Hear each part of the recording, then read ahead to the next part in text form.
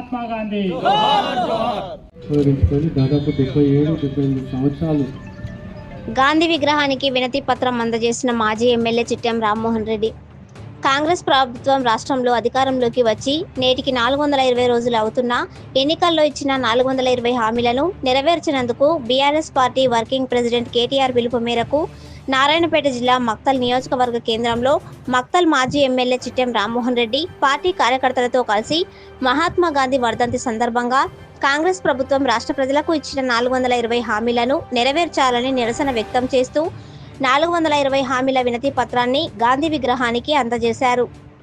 ఈ సందర్భంగా మాజీ ఎమ్మెల్యే మాట్లాడుతూ కాంగ్రెస్ పార్టీ రాష్ట్రంలో అధికారంలోకి వచ్చి 420 రోజులైనా 420 హామీల్లో ఒక్కటంటే ఒక్క వాగ్దానాన్ని కూడా అమలు చేయలేకపోయిందని, అసెంబ్లీ ఎన్నికల్లో 6 గ్యారంటీ కార్డుకు ఇచ్చిన 420 హామీలను పాతరేసి అటెన్షన్ డైవర్షన్ గ్రామాలతో కాలం వెళ్లదీస్తుందన్నారు.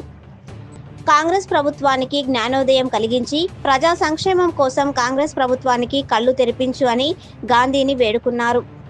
ఈ కార్యక్రమంలో బీఆర్ఎస్ పార్టీ టౌన్ ప్రెసిడెంట్ చిన్న హనుమంతు, మాజీ మార్కెట్ చైర్మన్లు, పార్టీ నాయకులు మారుతి గౌడ్, మొగులప్ప, టీఆర్ఎస్ నాయకులు, కార్యకర్తలు తదితరులు పాల్గొన్నారు.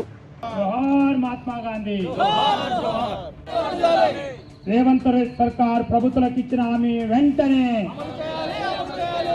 ప్రజలకు ఇచ్చిన రేవంత్ సర్కార్ హామీలను వెంటనే అమలు చేయాలి. ప్రజలకు ఇచ్చిన 426 గ్యారెంటీలను వెంటనే జోహార్ మహాత్మా గాంధీ.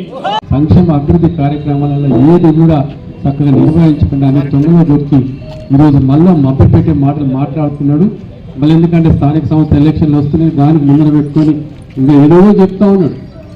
ఆయన తెలిసిందంతా ఒకటే, దోచుకుపోయేది. ఆ దోచుకొని పోతున్నాడు. కానీ ఏది మటుకు ఎవరికి రాష్ట్రానికి కానీ ప్రజలకు కానీ మహిళలకు కానీ పిల్లలకు కానీ ఇస్తా అన్న ఎన్నెన్నో హామీలు, దాదాపు 420 హామీలు ఉన్నాయి వాళ్ళు. అదిగాక 6 గ్యారంటీలు. ఆ గ్యారంటీలకైతే వారంటీనే లేదు ఇప్పటికైతే. ఏది కూడా ఒక్కడు కూడా వారంటీ, ఒక్కడు చక్క గ్యారంటీ కూడా అమలు రాలేదు. ఇట్లా చూస్తే ఇప్పటికీ 420 రోజులు అయిపోయింది. ఇంకా ఎన్ని రోజులు చేస్తాడు?